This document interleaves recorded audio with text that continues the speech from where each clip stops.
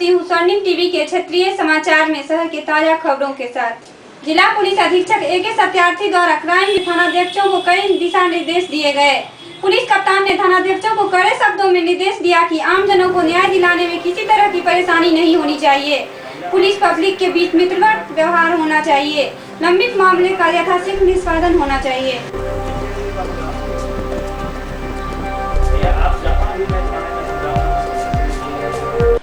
जिलाधिकारी कुमार रवि ने बैठक कर अनुकंपा समिति संबंधी आवश्यक दिशा निर्देश दिए।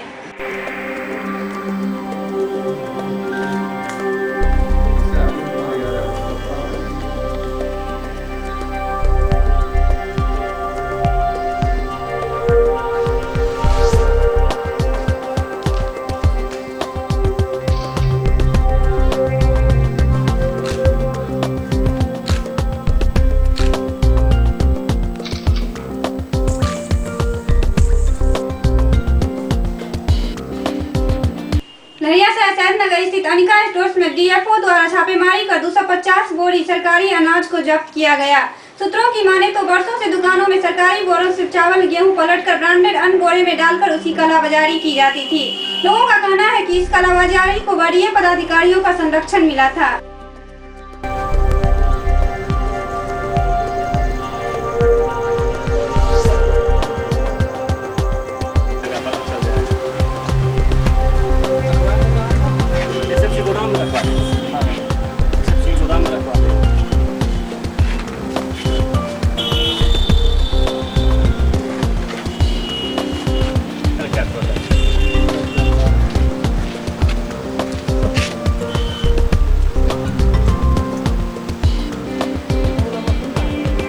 गाड़ी 4 ठो लेबर के यहाँ भेजिए तो। हाँ 4 ठो लेबर के तुरंत। पेट्रोल पंप है ना सर जगह पेट्रोल पंप, उससे 50 मीटर आगे और जिला प्रशासन के गाड़ी बोलिए।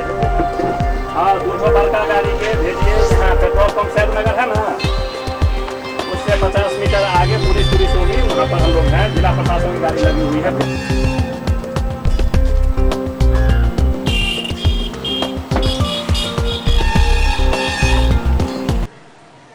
खेमस द्वारा अखिल भारतीय खेत एवं ग्रामीण मजदूर सभा का राष्ट्रीय कार्यकारिणी की 2 दिवसीय बैठक पंडासराय स्थित माले कार्यालय में शुरू हुआ।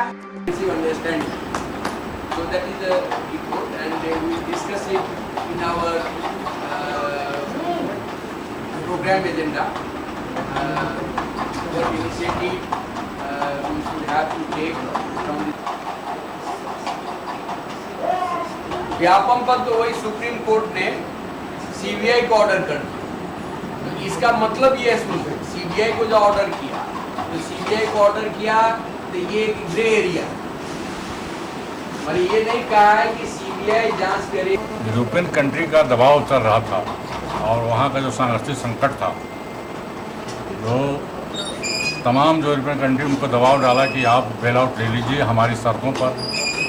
उसने कहा कि आपकी शर्तों पर हम नहीं लेंगे, हम लोगों को सुविधाओं में कटौती नहीं करेंगे, हम लोगों के नौकरियों में छटनी नहीं करेंगे, हम देश की जनता के निर्णय का पालन करेंगे। और देश की जनता ने डिसीजन दे दिया कि भाई हम दुनिया के सामने झुकेंगे नहीं, आत्मसमर्पण नहीं करेंगे, हम अपने देश के से संबंध रखेंगे, चाहे आर्थिक संबंध हो या राजनीतिक संबंध हो, अपने शर्तों पर रखेंगे। इसको हम लोग भारतीय संदर्भ में एक यहाँ के भी गरीबों को यही कहना चाहेंगे कि आज जो हमारे देश पर साम्राज्यवादी देशों का शिकंजा कसता जा रहा है, इस शिकंजे के खिलाफ हमें भी निर्णय की तरफ जाना चाहिए और देश की जनता को उस तरफ आगे बढ़ाने के लिए हम प्रोग्राम हैं।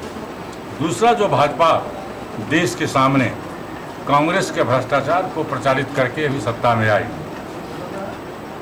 उस सत्ता में आने के बाद जो हम देख रहे हैं एकाएक एक करके, चाहे अभी मध्य प्रदेश के व्यापम घोटाला का मामला हो, घोटाला तो हुआ एक चीज़ है, लेकिन घोटाला में साक्ष्यों की मौत कराना ये दूसरी पहलू है। और 48 लगभग लोगों को, चाहे वो प्रोफेसर हों या पत्रकार हों या आरटीआई के कार्यकर्ता हों या और सामाजिक कार्यकर्ता हों, उनकी हत्याएं हो रही है। और इसका जो सुप्रीम कोर्ट में गया, सुप्रीम कोर्ट ने जो फैसला दिया है कि CBI से जांच हो, तो एक तरह से ये जनता के पक्ष में बात गई है। हम लोग इसका अभी स्वागत करेंगे कि भाई CBI से जांच हो। और ये सिर्फ मध्य प्रदेश की बात नहीं है, छत्तीसगढ़ में भी आप देख रहे हैं कि वहाँ भी घोटाला, महाराष्ट्र में घोटाला, राजस्थान में घोटाला, और घोटाला करना और घोटालेबाजों को बचाना मोदी को आप देख रहे हैं किस तरह से संरक्षण दे रही है। और हमारे जो प्रधानमंत्री जो अभी रिपोर्ट आया है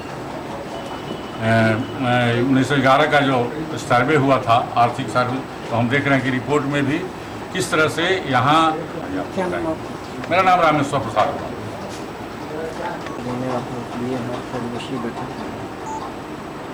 अभी तो निर्णय लेने की प्रक्रिया चल रही है और हम लोग व्यापक विचार विमर्श कर रहे हैं, क्योंकि देश में अघोषित आपातकाल जैसी स्थिति है।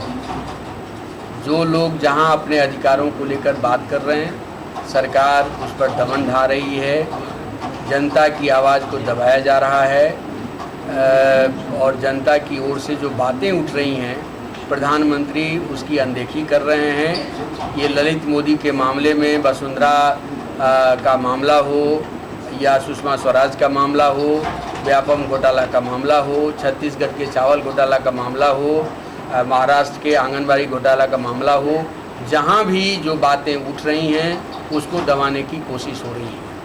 और पार्लियामेंट का आगामी सत्र होने जा रहा है। इस सत्र में फिर एक बार सरकार बड़ी तरह से दबाव बना रही है कि किसानों की ज़मीन छीनने के लिए सर्टिफिकेट हमको मिल जाए।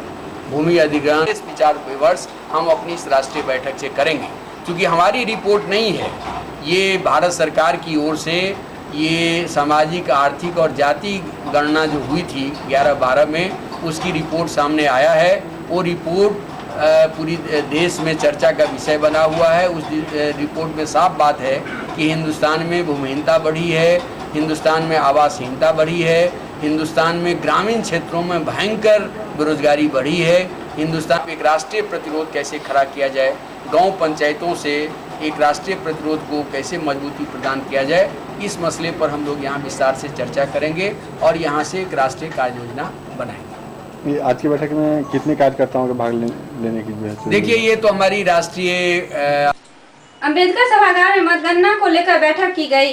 बैठक में जिलाधिकारी कुमार रवि ने मतगणना कर्मी को आवश्यक दिशा निर्देश देते हुए मतगणना करने के तौर तरीके एवं आवश्यक नियमों के ऊपर उपस्थित कर्मियों से विस्तार पूर्वक चर्चा की।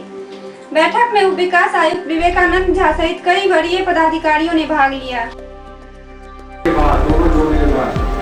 उसमें हम लोग गिनती करेंगे। इसमें एक परिस्थिति ऐसी आ सकती है कि हो सकता है लास्ट वाले कैंडिडेट जो है तो बराबर हो जाए।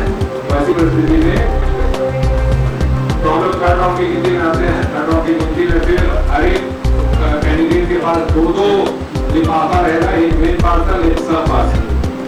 हम लोग फिर से जो लास्ट कैंडिडेट रहेंगे 90 स्थान पर, उनका मेन पार्सल खोलेंगे और उसकी गिनती करके उसमें फिर से हो सकता है जो कैंडिडेट बाहर हो चुके हैं उनके नाम से लिख दिया गया हो। वैसी परिस्थिति में उसको भी एग्जॉस्ट माना जाएगा और वो भी एग्जॉस्ट में नहीं चला जाएगा। उसको फिर हम लोग सेकंड के बजाय उसका थर्ड प्रेफरेंस देखेंगे, प्रेफरेंस को देखेंगे। वो जिनके पक्ष में रहेगा उसका एक अलग सब पार्सल बन जाएगा, तो उनके पास वो सब पार्सल चला जाएगा। तो इस तरह से थर्ड राउंड में जो मेन पार्सल खुलेगा उससे दो सब पार्सल बन सकते हैं। एक ऐसा सब पार्सल जिसमें सेकंड प्रेफरेंस सीधे संबंधित कैंडिडेट को मिल गया हो, और कुछ ऐसे सब पार्सल 90 स्थान पर जो कैंडिडेट बाहर हुए उनका एक दूसरा पार्सल रहेगा सब, तो उसका थर्ड प्रेफरेंस देखेंगे। तो थर्ड प्रेफरेंस में जिनको मत गिरेगा उनको मत चला जाएगा, उनका सब पार्सल एक और बन जाएगा। नहीं तो जो एग्जॉस्ट हो जाएगा उसको हम लोग एग्जॉस्ट में डाल देंगे। इसमें कोई ऐसा मत नहीं निकलेगा जिसमें गिनती वाला है, इसलिए उनके पक्ष में अन्य कोई। लहियासराय के बेता स्थित शाहगंज मोहल्ले में यादव चाय की दुकान में गुरुवार को दिन के 2:30 बजे सिलेंडर रिसाव के कारण वहीं रखे लकड़ियों में आग लग गई, जिससे दुकान मालिक सहित आसपास के दुकानदारों में भी भय का माहौल बन गया है। मगर वहां मौजूद लोगों की सतर्कता के कारण जल्द ही आग पर काबू पा लिया गया, जिससे जान माल की क्षति होने से बच गई।